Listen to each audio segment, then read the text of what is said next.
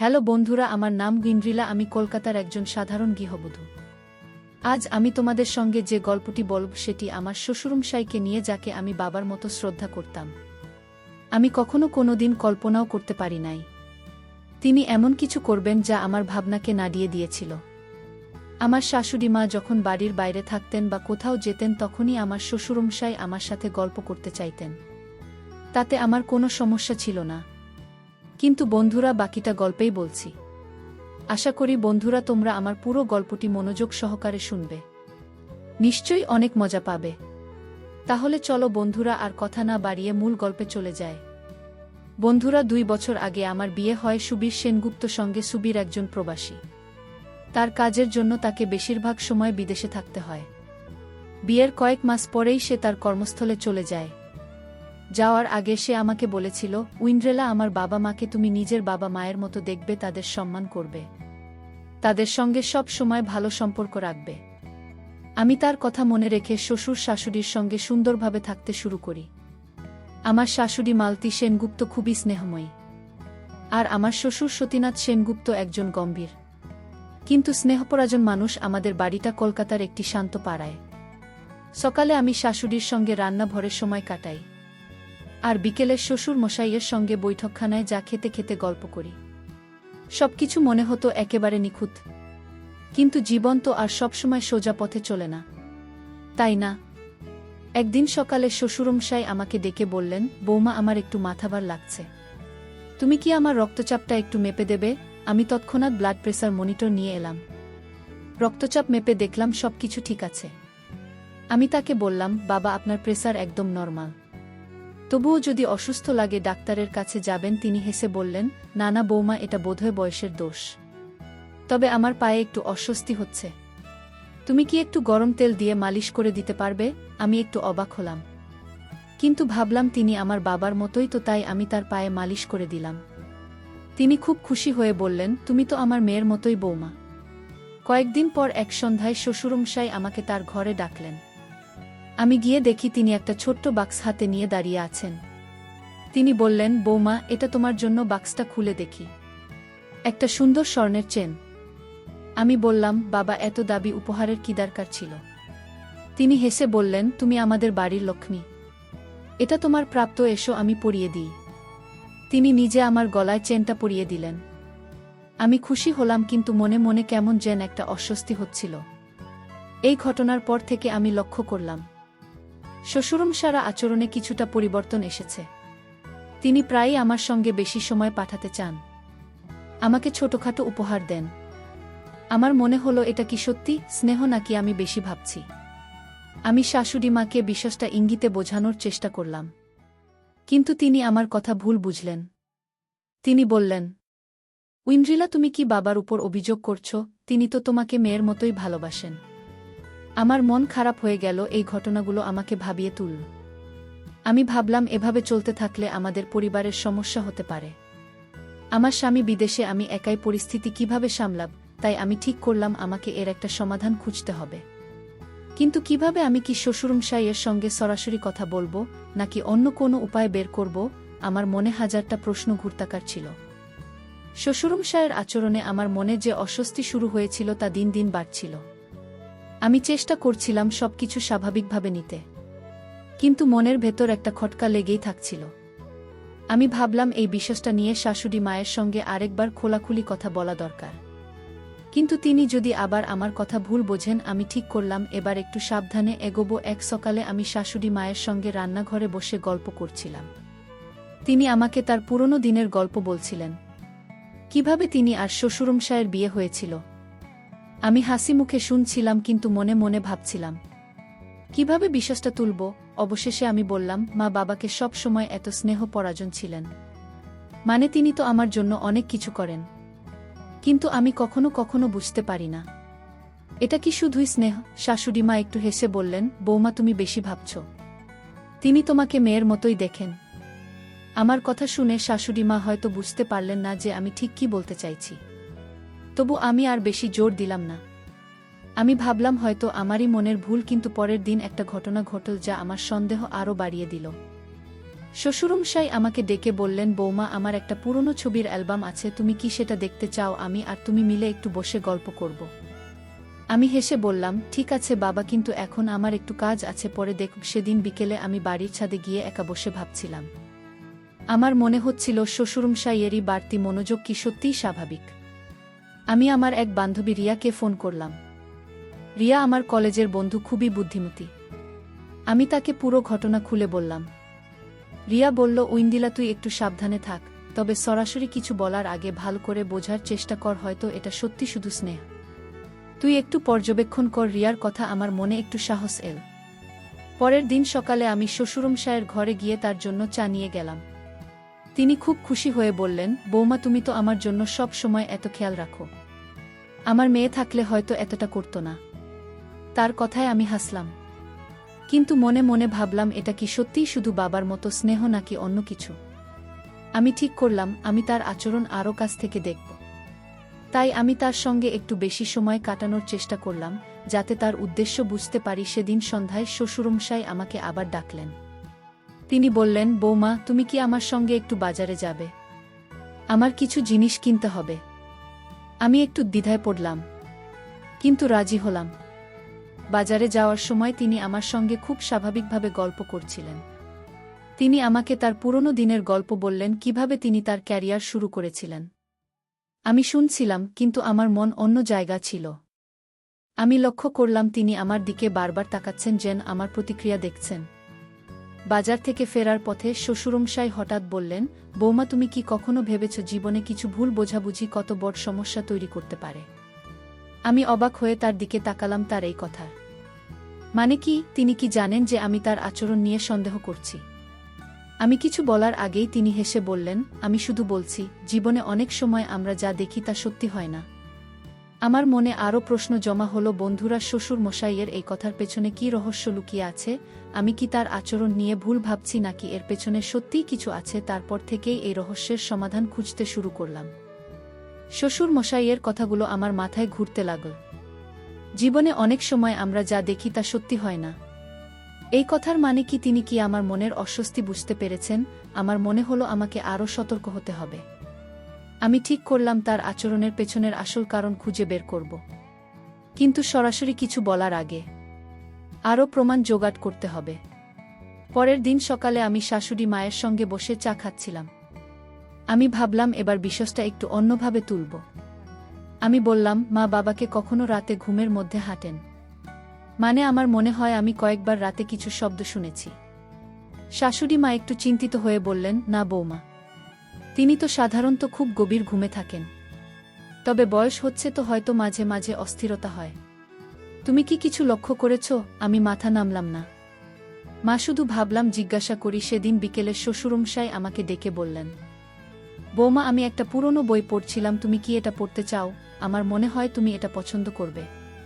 তিনি আমাকে একটা বই দিলেন, যেটা ছিল পুরনো দিনের একটা গল্পের বই। আমি হেসে বইটা নিলাম, কিন্তু লক্ষ্য করলাম তিনি আমার দিকে একটু বেশি সময় তাকিয়ে আছেন। আমার অস্বস্তি হলো, কিন্তু আমি কিছু বললাম না। আমি ভাবলাম এটা হয়তো আমার মনের ভুল। একদিন রাতে আমি আমার ঘরে বসে সুবীরের সামনে ফোন কথা বলছিলাম। সুবীরকে আমি সব কিছু খুলে বলতে চাইলাম, কিন্তু ভাবলাম সে দূরে থেকে চিন্তা করবে, তাই আমি শুধু বললাম, তুমি কবে ফিরবে? আমার এখানে সব ঠিক আছে, তবে তোমাকে খুব মিস করি। সুবীর হেসে বলল, আর কয়েক মাস ঐন্দ্রিলা, তুমি বাবা মার খেয়াল রাখো। আমি হাসলাম, কিন্তু মনে মনে ভাবলাম, আমি কিভাবে এই পরিস্থিতি সামলাব। পরের দিন আমি বাড়ির কাজের মাসি লক্ষ্মীদির সঙ্গে গল্প করছিলাম। লক্ষ্মী দিয়ে আমাদের বাড়িতে অনেক দিন ধরে কাজ করেন। আমি তাকে জিজ্ঞাসা করলাম, লক্ষ্মীদি, তুমি কি কখনো বাবার আচরণে কিছু অস্বাভাবিক লক্ষ্য করেছ? লক্ষ্মীদা একটু হেসে বললেন, দিদি, বাবু তো খুব ভালো মানুষ। তবে হ্যাঁ, মাঝে মাঝে তিনি রাতে ঘরের বাইরে ঘোরাঘুরি করেন। আমি ভেবেছিলাম হয়তো ঘুমের সমস্যা। আমার মন আরও সন্দেহে ভরে গেল। সেদিন রাতে আমি ইচ্ছাকৃতভাবে আমার ঘরের দরজা একটু ফাঁকা রেখে ঘুমানোর ভান করলাম। আমি চাইছিলাম দেখতে শ্বশুরমশাই কি সত্যিই রাতে আমার ঘরের কাছে আসেন। অনেক রাত পর্যন্ত আমি জেগে রইলাম। হঠাৎ শুনলাম হালকা পায়ের শব্দ। আমার হৃৎপিণ্ড দ্রুত লাফাতে শুরু করল। আমি চুপচাপ অপেক্ষা করলাম, কিন্তু কেউ আমার ঘরে ঢুকল না। শব্দটা কিছুক্ষণ পর থেমে গেল। আমি উঠে দরজার কাছে গিয়ে দেখলাম বাইরে কেউ নেই। পরের দিন সকালে আমি শ্বশুরমশায়ের সঙ্গে স্বাভাবিকভাবে কথা বললাম। তিনি আমাকে দেখে হেসে বললেন, বৌমা, তুমি কি কাল রাতে ভালো ঘুমিয়েছ? আমার তো কাল ঘুম হয়নি। আমি অবাক হয়ে বললাম, কেন বাবা, কিছু সমস্যা হয়েছে? তিনি বললেন, না না, শুধু মনে হচ্ছিল বাড়িতে কিছু অস্বাভাবিক শব্দ হচ্ছে। আমি তাই একটু ঘুরে দেখছিলাম। আমার মনে হলো তিনি কি আমাকে কিছু বোঝাতে চাইছেন। বন্ধুরা, এই ঘটনাগুলো আমাকে আরও বিভ্রান্ত করছিল। শ্বশুর মশাইয়ের আচরণ কি সত্যি স্বাভাবিক, নাকি এর পেছনে কোনো রহস্য লুকিয়ে আছে? আমি কিভাবে এই বিষয়ে নিশ্চিত হব? শ্বশুরমশাই কথা আর তার আচরণ আমাকে রাতে ঘুমোতে দিচ্ছিল না। তিনি বলেছিলেন বাড়িতে অস্বাভাবিক শব্দ শুনেছেন, তাই ঘুরে দেখছিলেন। কিন্তু আমার মনে হচ্ছিল এর পেছনে আরও কিছু আছে। আমি ঠিক করলাম এবার আমাকে আরও সতর্ক হয়ে এগোতে হবে। আমি শাশুড়িমাকে আরেকবার বোঝানোর চেষ্টা করব, কিন্তু এমনভাবে যাতে তিনি আমার কথা ভুল না বোঝেন। সকালে আমি শাশুড়ি মায়ের কাছে গেলাম। তিনি বাগানে ফুলের গাছের যত্ন নিচ্ছিলেন। আমি তার পাশে বসে বললাম, মা, আমি একটা কথা বলতে চাই, আপনি দয়া করে আমার কথাটা শুনুন। আমি কাউকে দোষ দিতে চাই না, কিন্তু আমি কিছুটা চিন্তিত। শাশুড়ি মা গাছ থেকে চোখ সরিয়ে আমার দিকে তাকালেন। আমি বললাম, বাবা মাঝে মাঝে রাতে আমার ঘরের কাছে আসেন। আমি জানি তিনি আমাকে মেয়ের মতো দেখেন, কিন্তু আমার একটু অস্বস্তি হয়। শাশুড়ি মা কিছুক্ষণ চুপ করে থেকে বললেন, বৌমা, তুমি নিশ্চয়ই ভুল বুঝছ, তবে আমি বাবার সঙ্গে কথা বলবো। শাশুড়ি মায়ের কথায় আমার মনে একটু আশা জাগল। আমি ভাবলাম হয়তো এবার বিষয়টা পরিষ্কার হবে। কিন্তু সেদিন বিকেলে শ্বশুরমশাই আমাকে ডেকে বললেন, বৌমা, তুমি কি আমার সম্পর্কে মায়ের কাছে কিছু পড়েছ? আমি একটু ঘাবড়ে গেলাম। তিনি শান্ত গলায় বললেন, আমি জানি তুমি হয়তো আমার কিছু আচরণে অস্বস্তি বোধ করছো, কিন্তু আমি তোমাকে শুধু মেয়ের মতোই দেখি। তার কথায় আমি কিছু বলতে পারলাম না। আমার মনে হলো তিনি কি সত্যি এত নির্দোষ, নাকি আমাকে বোঝানোর চেষ্টা করছেন। সেদিন রাতে আমি আবার আমার ঘরের দরজা একটু ফাঁকা রাখলাম। আমি জানতে চাইছিলাম শ্বশুরমশাই কি আবার আমার ঘরের কাছে আসবেন। অনেকক্ষণ জেগে থাকার পর আমি হালকা পায়ের শব্দ শুনলাম। আমি চুপচাপ বিছানায় শুয়ে রইলাম। শব্দটা আমার দরজার কাছে এসে থামল। আমি ভাবলাম এবার কি তিনি ঘরে ঢুকবেন, কিন্তু কিছুক্ষণ পর শব্দটা আবার দূরে চলে গেল। আমি উঠে দরজার কাছে গিয়ে দেখলাম বাইরে কেউ নেই। আমার মনে হলো আমি হয়তো বেশি ভয় পাচ্ছি। পরের দিন আমি আমার বান্ধবী রিয়াকে আবার ফোন করলাম। আমি তাকে বললাম, রিয়া, আমি আর বুঝতে পারছি না। শ্বশুরমশাই বলছেন তিনি আমাকে মেয়ের মতো দেখেন, কিন্তু আমার মনে হয় তার আচরণে কিছু একটা অস্বাভাবিক আছে। আমি কি করব? রিয়া বলল, উইঞ্জিলা, তুই একটা কাজ কর, তুই শাশুড়ি মাকে নিয়ে একটু পর্যবেক্ষণ কর, তাকে তোর সঙ্গে রাখ, যাতে তিনি নিজে সব দেখতে পারেন। রিয়ার কথা আমার মনে ধরল। সেদিন সন্ধ্যায় আমি শাশুড়ি মাকে বললাম, মা, আমার রাতে একা থাকতে একটু ভয় লাগে। আজ তুমি কি আমার ঘরে থাকবে? শাশুড়ি মা হেসে বললেন, ঠিক আছে বৌমা, আমি তোর সঙ্গে থাকব। আমার মনে একটা পরিকল্পনা তৈরি হলো। আমি ভাবলাম যদি শ্বশুরমশাই আজ রাতে আবার আমার ঘরের কাছে আসেন, তাহলে শাশুড়ি মা নিজের সব দেখবেন। আমি চাইছিলাম এই ভুল বোঝাবুঝির একটা সমাধান হোক। রাতে আমরা দুজনে আমার ঘরে বসে গল্প করছিলাম। আমি ইচ্ছাকৃতভাবে দরজাটা একটু ফাঁকা রেখেছিলাম। শাশুড়ি মা আমাকে তার পুরনো দিনের গল্প বলছিলেন। হঠাৎ আমি একটা হালকা শব্দ শুনলাম। আমি শাশুড়ি মাকে ইশারায় চুপ করতে বললাম। আমরা দুজনেই চুপ করে অপেক্ষা করলাম। শব্দটা কাছে এলো, কিন্তু হঠাৎ থেমে গেল। আমি আর শাশুড়ি মা দরজার দিকে তাকিয়ে রইলাম, কিন্তু কেউ এলো না। শাশুড়ি মা বললেন, বোমা, হয়তো বাইরের কোনো শব্দ, তুমি ভয় পেও না। বন্ধুরা, এই ঘটনা আমাকে আরও বিভ্রান্ত করল। শ্বশুরমশাই কি সত্যিই রাতে আমার ঘরের কাছে আসছেন, নাকি আমি বেশি ভাবছি? শাশুড়ি মা কি আমার কথা পুরোপুরি বিশ্বাস করবেন? শাশুড়ি মা আমার ঘরে থাকার পরও রাতের শব্দ আমাকে শান্তি দিচ্ছিল না। আমি নিশ্চিত ছিলাম কিছু একটা ঘটছে, কিন্তু আমি ঠিক ধরতে পারছিলাম না। শ্বশুরমশায়ের কথা আর আচরণ আমার মনে সন্দেহের বীজ বপন করছিল। কিন্তু তিনি যখন বলেন তিনি আমাকে মেয়ের মতো দেখেন, তখন আমার নিজের উপরেই সন্দেহ হচ্ছিল। আমি ঠিক করলাম এবার আমাকে আরও সতর্কভাবে পরিকল্পনা করতে হবে। পরের দিন সকালে আমি লক্ষ্মীদির সঙ্গে আবার কথা বললাম। আমি তাকে বললাম, লক্ষ্মীদি, তুমি কি কখনো রাতে বাবাকে বাড়ির মধ্যে ঘোরাঘুরি করতে দেখেছ? আমি শুধু জানতে চাইছি। লক্ষ্মী দিয়ে একটু চিন্তিত মুখে বললেন, দিদি, আমি কয়েকবার দেখেছি। তিনি মাঝে মাঝে রাতে বাড়ির হলো ঘরে চুপচাপ হাঁটেন। আমি ভেবেছিলাম হয়তো ঘুম হচ্ছে না। তুমি কি কিছু নিয়ে চিন্তিত? আমি হেসে বললাম, না না, শুধু জানতে চাইলাম। সেদিন বিকেলে শ্বশুরমশাই আমাকে ডেকে বললেন, বৌমা, আমি একটা পুরনো রেকর্ড প্লেয়ার বের করেছি। তুমি কি আমার সঙ্গে কিছু পুরনো গান শুনবে? আমি একটু দ্বিধায় পড়লাম, কিন্তু রাজি হলাম। আমরা বৈঠকখানায় বসে পুরনো বাংলা গান শুনলাম। তিনি গানের সঙ্গে সঙ্গে তার যৌবনের গল্প বলছিলেন।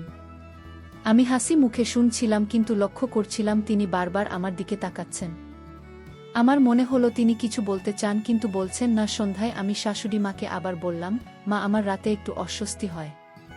আপনি কি আজও আমার ঘরে থাকবেন? শাশুড়ি মা হেসে বললেন, ঠিক আছে বৌমা, তুমি এত ভয় পাচ্ছ কেন? আমি থাকব। আমি ভাবলাম এবার আমি আরও সতর্ক থাকব। আমি ঘরের দরজা একটু ফাঁকা রাখলাম এবং শাশুড়ি মাকে বললাম, মা, আপনি একটু জেগে থাকবেন। আমি শুধু নিশ্চিত হতে চাই যে সবকিছু ঠিক আছে। তিনি একটু অবাক হলেন, কিন্তু রাজি হলেন।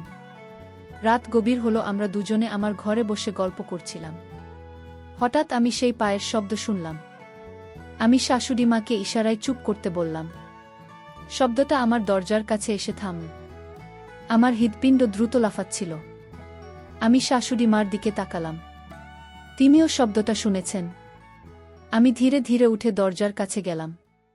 আমি লাইট জ্বালানোর আগেই শব্দটা আবার দূরে চলে গেল। আমি দরজা খুলে দেখলাম হলো ঘাট অন্ধকার, কেউ নেই। শাশুড়ি মা বললেন, বৌমা, এটা হয়তো বাড়ির কোনো শব্দ। তুমি এত চিন্তা করছো কেন? আমি বললাম, মা, আমি শুধু নিশ্চিত হতে চাই। আপনি কি বাবার সঙ্গে এই বিষয়ে কথা বলবেন? শাশুড়ি মা একটু চিন্তিত মুখে বললেন, ঠিক আছে, আমি কথা বলবো। তবে তুমি এত ভয় পেও না। আমি মাথা নাড়লাম, কিন্তু মনে মনে ভাবলাম এবার আমাকে আরও গভীরে যেতে হবে। পরের দিন আমি আমার ঘরে একটা ছোট ডায়েরি লিখতে শুরু করলাম। আমি শ্বশুরমশাইয়ের প্রতিটি আচরণ, তার কথা আর রাতের শব্দগুলো লিখে রাখছিলাম। আমি ভাবলাম যদি কিছু ভুল বোঝাবুঝি হয় তাহলে এই ডায়েরি আমাকে সাহায্য করবে। আমি লক্ষ্য করলাম শ্বশুরমশাই দিনের বেলা খুব স্বাভাবিক, কিন্তু রাতে তার আচরণে একটা অদ্ভুত পরিবর্তন আসে। আমি ভাবলাম এটা কি সত্যি ঘুমের সমস্যা নাকি অন্য কিছু? বন্ধুরা, এই রহস্য ক্রমশ জটিল হয়ে উঠছে। শ্বশুর মশাইয়ের আচরণের পেছনে কি সত্যিই লুকিয়ে আছে? আমি কিভাবে এই বিষয়ে নিশ্চিত হব? শাশুড়িমা কি আমার কথা পুরোপুরি বিশ্বাস করবেন? আমার ডায়েরিতে শ্বশুরমশাইয়ের আচরণের প্রতিটি বিবরণ লিখে রাখা শুরু করেছিলাম। রাতের শব্দ, তার বাড়তি মনোযোগ আর তার কথাবার্তার মধ্যে যেন একটা রহস্য লুকিয়েছিল। আমি ভাবছিলাম, এটা কি সত্যি আমার মনের ভুল নাকি এর পেছনে কোনো গভীর কারণ আছে? আমি ঠিক করলাম এবার আমাকে আরও এক ধাপ এগিয়ে যেতে হবে। আমার পরিকল্পনা ছিল শাশুড়িমাকে সবকিছু নিজের চোখে দেখানো। একদিন সকালে আমি শাশুড়িমাকে বললাম, মা, আমি একটা কথা বলতে চাই। আমি জানি আপনি হয়তো আমার কথা পুরোপুরি বিশ্বাস করছেন না, কিন্তু আমি চাই আপনি নিজে সবকিছু দেখুন। আজ রাতে আমার ঘরে থাকবেন। শাশুড়িমা একটু চিন্তিত মুখে বললেন, বৌমা, তুমি এত চিন্তা করছো কেন? তবুও ঠিক আছে, আমি আজ রাতে তোমার সঙ্গে থাকব। আমি মনে মনে একটু স্বস্তি পেলাম। সেদিন বিকেলে শ্বশুরমশাই আমাকে ডেকে বললেন, বৌমা, আমি একটা পুরনো ছবির ফ্রেম পেয়েছি। তুমি কি এটা দেখতে চাও? এটা আমার আর মালতীর বিয়ের সময়ের ছবি। আমি হেসে বললাম, নিশ্চয়ই বাবা। আমরা বৈঠকখানায় বসে ছবি দেখলাম। তিনি ছবির সঙ্গে সঙ্গে অনেক পুরনো গল্প বলছিলেন। আমি লক্ষ্য করলাম তিনি আমার দিকে বারবার তাকাচ্ছেন, কিন্তু এবার তার চোখে একটা অদ্ভুত উদ্বেগ দেখলাম। আমার মনে হলো তিনি কিছু লুকোচ্ছেন। রাতে আমি আর শাশুড়িমা আমার ঘরে বসে গল্প করছিলাম। আমি ইচ্ছাকৃতভাবে দরজাটা একটু ফাঁকা রেখেছিলাম। আমি শাশুড়িমাকে বললাম, মা, আজ রাতে যদি কোনো শব্দ শুনি আমরা একসঙ্গে দেখব। আমি শুধু নিশ্চিত হতে চাই। শাশুড়িমা মাথা নাড়লেন, কিন্তু তার মুখে একটা অস্বস্তি দেখা যাচ্ছিল। আমরা দুজনে চুপচাপ অপেক্ষা করতে লাগলাম। মাঝরাতের দিকে আমি সেই পরিচিত পায়ের শব্দ শুনলাম। আমি শাশুড়িমার হাত ধরে ইশারায় চুপ থাকতে বললাম। শব্দটা আমার দরজার কাছে এসে থামল। এবার আমি আর দেরি করলাম না। আমি দ্রুত উঠে লাইট জ্বেলে দিলাম। দরজা খুলতেই দেখলাম শ্বশুর মশাই হলো ঘরে দাঁড়িয়ে আছেন। তিনি আমাদের দেখে চমকে গেলেন। শাশুড়ি মাও অবাক হয়ে বললেন, তুমি এখানে কি করছো? শ্বশুর মশাই একটু ইতস্তত করে বললেন, আমি শুধু বাড়িটা একটু দেখছিলাম। আমার মনে হয়েছিল কিছু শব্দ হচ্ছে। আমি শান্তভাবে বললাম, বাবা, আপনি প্রায় রাতে আমার ঘরের কাছে আসেন। আমি এটা বুঝতে পারছি না। শাশুড়িমা চুপ করে আমাদের দুজনের দিকে তাকিয়ে রইলেন। আমি বললাম, মা, আমি এতদিন আপনাকে এই বিষয়ে বলার চেষ্টা করেছি, আজ আপনি নিজে দেখলেন। শ্বশুরমশাই হঠাৎ চুপ হয়ে গেলেন। তিনি বললেন, বৌমা, আমি জানি আমার আচরণে তুমি অস্বস্তি বোধ করছো, কিন্তু আমার কোনো খারাপ উদ্দেশ্য নেই। আমি শুধু চিন্তিত ছিলাম। আমি আর শাশুড়ি মা অবাক হয়ে তার দিকে তাকালাম। তিনি বললেন, আমার মনে হয় আমি ঘুমের মধ্যে কিছু অদ্ভুত স্বপ্ন দেখি। আমি ভাবি বাড়িতে কিছু সমস্যা হচ্ছে, তাই আমি রাতে ঘুরে বেড়াই। শাশুড়ি মা বললেন, তুমি এটা আমাকে কখনো বলনি। তুমি কি ডাক্তারের কাছে যাবে? শ্বশুরমশাই মাথা নিচু করে বললেন, আমি ভেবেছিলাম এটা নিজে নিজে ঠিক হয়ে যাবে। আমি আর শাশুড়ি মা পরস্পরের দিকে তাকালাম। আমার মনে হলো হয়তো এবার আমরা সত্যের কাছাকাছি পৌঁছেছি। কিন্তু এই রহস্য কি পুরোপুরি সমাধান হবে? বন্ধুরা, শ্বশুর মশাইয়ের এই কথার পেছনে কি সত্যি লুকিয়ে আছে? তিনি কি সত্যিই মানসিক সমস্যায় ভুগছেন, নাকি এর পেছনে আরও কিছু আছে? শ্বশুরমশাইয়ের কথা শুনে আমার আর শাশুড়ি মার মনে একটা নতুন দিক খুলে গেল। তিনি বললেন, তিনি ঘুমের মধ্যে স্বপ্ন দেখেন, যার কারণে রাতে ঘুরে বেড়ান। আমি আর শাশুড়ি মা পরস্পরের দিকে তাকালাম। আমার মনে হলো হয়তো এটা সত্যিই কোনো মানসিক সমস্যা, কিন্তু আমি পুরোপুরি নিশ্চিত হতে চাইছিলাম। আমি ভাবলাম এবার আমাদের দ্রুত পদক্ষেপ নিতে হবে। পরের দিন সকালে আমি শাশুড়ি মাকে বললাম, মা, আমাদের বাবাকে একজন ভালো ডাক্তারের কাছে নিয়ে যাওয়া উচিত। যদি এটা সত্যি ঘুমের সমস্যা বা মানসিক অসুস্থতা হয়, তাহলে তাড়াতাড়ি চিকিৎসা শুরু করা দরকার। শাশুড়ি মা মাথা নাড়লেন এবং বললেন, তুমি ঠিক বলছো বৌমা, আমি এতদিন বুঝিনি যে তার এমন সমস্যা হচ্ছে। আমি আজই একজন বিশেষজ্ঞের সঙ্গে অ্যাপয়েন্টমেন্ট ঠিক করছি। আমি একটু স্বস্তি পেলাম, কিন্তু মনে মনে এখনও একটা প্রশ্ন ছিল, এটা কি পুরো সত্য? সেদিন বিকেলে আমি শ্বশুরমশাইয়ের সঙ্গে একটু কথা বলার চেষ্টা করলাম। আমি তাকে বললাম, বাবা, যদি আপনি কোনো সমস্যায় ভুগছেন, আমাদের সঙ্গে খোলাখুলি বলুন। আমরা আপনার জন্য চিন্তিত। তিনি একটু হেসে বললেন, বৌমা, আমি জানি আমার আচরণে তুমি অস্বস্তি বোধ করেছ। আমি সত্যিই দুঃখিত। আমার মনে হয় আমি ঘুমের মধ্যে কিছু অদ্ভুত স্বপ্ন দেখি, যার কারণে আমি রাতে ঘুরে বেড়াই। তার কথায় আমি কিছুটা আশ্বস্ত হলাম, কিন্তু পুরোপুরি নিশ্চিত হতে পারলাম না। শাশুড়ি মা একজন বিশেষজ্ঞের সঙ্গে অ্যাপয়েন্টমেন্ট ঠিক করলেন। আমি ঠিক করলাম আমিও তাদের সঙ্গে ডাক্তারের কাছে যাব। আমি চাইছিলাম ডাক্তারের কাছে শ্বশুরমশাইয়ের সমস্যার পুরো বিবরণ জানতে। অ্যাপয়েন্টমেন্টের দিন আমরা তিনজন একসঙ্গে হাসপাতালে গেলাম। ডাক্তার শ্বশুরমশাইয়ের সঙ্গে অনেকক্ষণ কথা বললেন। তিনি কিছু প্রশ্ন করলেন, তার ঘুমের ধরন, স্বপ্ন আর দিনের বেলার আচরণ নিয়ে। শ্বশুরমশাই শান্তভাবে সব উত্তর দিলেন। ডাক্তার আমাদের বললেন, এটা সম্ভবত স্লিপ ডিসঅর্ডার এর একটা ধরন, যাকে বলে স্লিপ ওয়াকিং। এছাড়া মানসিক চাপ বা উদ্বেগও এই ধরনের আচরণের কারণ হতে পারে।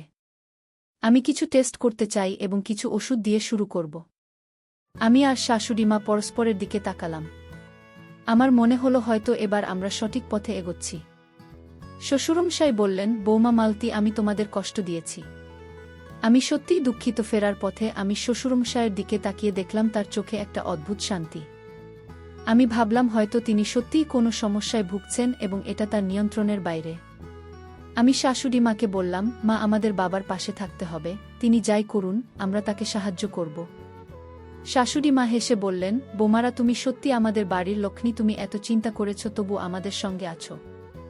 সেদিন রাতে আমি আমার ডায়েরিতে লিখলাম, আজ আমি বুঝলাম কখনো কখনো আমরা যা দেখি তা সত্যি নাও হতে পারে। শ্বশুরমশাইয়ের আচরণ আমাকে ভয় পাইয়েছিল, কিন্তু এখন মনে হচ্ছে এটা তার কোনো সমস্যার কারণে। আমি ঠিক করলাম আমি তার চিকিৎসায় পুরোপুরি সাহায্য করব। কিন্তু আমার মনে এখনও একটা ছোট্ট প্রশ্ন ছিল, এটা কি পুরো সত্য, নাকি এর পেছনে আরও কিছু আছে? বন্ধুরা, শ্বশুর মাসের সমস্যার সমাধান কি সত্যি হবে? আমাদের পরিবারে কি এই ভুল বোঝাবুঝি পুরোপুরি দূর হবে? শ্বশুরমশাই চিকিৎসা শুরু হয়ে গেল। ডাক্তার তাকে কিছু ওষুধ দিয়েছিলেন এবং নিয়মিত ফলোআপের পরামর্শ দিয়েছিলেন। আমি আর শাশুড়ি মা মিলে তার পাশে থাকার চেষ্টা করছিলাম। ধীরে ধীরে আমি লক্ষ্য করলাম শ্বশুরমশায়ের আচরণে পরিবর্তন আসছে। তিনি আগের মতো রাতে ঘোরাঘুরি করছিলেন না, আর আমার সঙ্গে তার কথাবার্তা অনেক স্বাভাবিক হয়ে গিয়েছিল। একদিন সকালে শ্বশুর মশাই আমাকে ডেকে বললেন, বৌমা, আমি তোমার কাছে ক্ষমা চাইতে চাই। আমার আচরণে তুমি অনেক অস্বস্তিতে পড়েছিলে। আমি সত্যি জানতাম না যে আমার এই সমস্যা এতটা বড় হয়ে গিয়েছিল। আমি হেসে বললাম, বাবা, আপনি আমার বাবার মতো। আমি শুধু চাইছিলাম আপনি সুস্থ থাকুন। তিনি আমার হাত ধরে বললেন, তুমি আমাদের পরিবারের জন্য অনেক কিছু করেছ। আমি তোমাকে সব সময় মেয়ের মতোই দেখি। আমার চোখে জল চলে এল। শাশুড়ি মাও এই সময় আমাদের কাছে এসে বললেন, বোমা, তুমি যদি এতদিন ধৈর্য না ধরতে তাহলে আমরা হয়তো এই সমস্যাটা বুঝতেই পারতাম না। আমি তোমার কথা ভুল বুঝেছিলাম, তার জন্য আমিও দুঃখিত। আমি শাশুড়ি মাকে জড়িয়ে চড়িয়ে বললাম, মা, আমরা একটা পরিবার, ভুল বোঝাবুঝি হতেই পারে। গুরুত্বপূর্ণ হলো আমরা একসঙ্গে এটা সমাধান করেছি। আমাদের তিনজনের মুখে হাসি ফুটে উঠল। কয়েক সপ্তাহ পর শ্বশুরমশাইয়ের ডাক্তার আমাদের বললেন, তার স্লিপওয়াকিং এবং উদ্বেগের সমস্যা অনেকটাই নিয়ন্ত্রণে এসে গেছে। তিনি বললেন, মিস্টার সেনগুপ্ত, সমস্যা মানসিক চাপ এবং বয়সজনিত কিছু পরিবর্তনের কারণে হয়েছিল। আপনাদের সমর্থন এবং সময়মতো চিকিৎসার জন্য এটা অনেকটা ঠিক হয়ে গেছে। আমি আর শাশুড়ি মা খুব খুশি হলাম। বাড়িতে ফিরে আমরা একসঙ্গে চা খেলাম। আর অনেকদিন পর আমাদের পরিবারে আগের মতো হাসি খুশি পরিবেশ ফিরে এল। একদিন সন্ধ্যায় আমি সুবীরের সঙ্গে ফোনে কথা বলছিলাম। আমি তাকে পুরো ঘটনা খুলে বললাম। সুবীর অবাক হয়ে বলল, ওই ইন্দ্রিলা, তুমি এত বড় বিশ্বাসটা একা সামলেছ। আমি খুব গর্বিত তোমার জন্য। আমি তাড়াতাড়ি বাড়ি ফিরছি। আমি হেসে বললাম, তুমি ফিরে এসো, তাহলেই আমাদের পরিবার হবে। সুবীরের কথায় আমার মন ভরে গেল। আমি বুঝলাম আমার ধৈর্য আর সঠিক পদক্ষেপ আমাদের পরিবারকে আবার এক করেছে। শ্বশুরমশাইয়ের সম্পূর্ণ সুস্থ হয়ে ওঠার পর আমরা একদিন বাড়িতে ছোট্ট একটা উৎসবের আয়োজন করলাম। আমি আর শাশুড়ি মা মিলে রান্না করলাম, আর শ্বশুরমশাই আমাদের সঙ্গে গল্প করতে করতে হাসছিলেন। তিনি বললেন, বোমা, তুমি আমাদের পরিবারের শক্তি। তোমার জন্যই আমরা আজ এত খুশি। আমি হেসে বললাম, বাবা, আমরা সবাই একে অপরের জন্যই আছি। বন্ধুরা, কখনো কখনো আমরা যা দেখি বা ভাবি তা সত্যি নাও হতে পারে। আমার শ্বশুর মশাইয়ের আচরণ আমাকে প্রথমে ভয় পাইয়েছিল, কিন্তু যখন আমি তার সমস্যার আসল কারণ জানলাম তখন বুঝলাম তার কোনো খারাপ উদ্দেশ্য ছিল না। আমার মনের ভুল বোঝাবুঝি আমাকে প্রায় ভুল পথে নিয়ে যাচ্ছিল, কিন্তু ধৈর্য আর খোলাখুলি আলোচনার মাধ্যমে আমরা সব সমাধান করতে পেরেছি। বন্ধুরা, সবশেষে আমি তোমাদেরকে বলব, জীবনে ভুল বোঝাবুঝি হলে তাড়াহুড়ো করে সিদ্ধান্ত নেওয়া উচিত নয়। খোলাখুলি কথা বলা, ধৈর্য ধরা আর একে অপরের প্রতি বিশ্বাস রাখা খুব জরুরি। যদি কখনো তোমাদের জীবনে এমন পরিস্থিতি আসে তাহলে শান্ত মাথায় সমাধান খোঁজার চেষ্টা করো। আশা করি আমার এই গল্পটি তোমাদের ভালো লেগেছে এবং সামান্য কিছু হলেও শিখাতে পেরেছি। বন্ধুরা, আমার গল্পটি যদি তোমাদের ভালো লাগে তাহলে লাইক, শেয়ার এবং সাবস্ক্রাইব করে পাশে থেকো। আর এতক্ষণ ধৈর্য ধরে এই গল্পটি শোনার জন্য তোমাদের সবাইকে অসংখ্য ধন্যবাদ।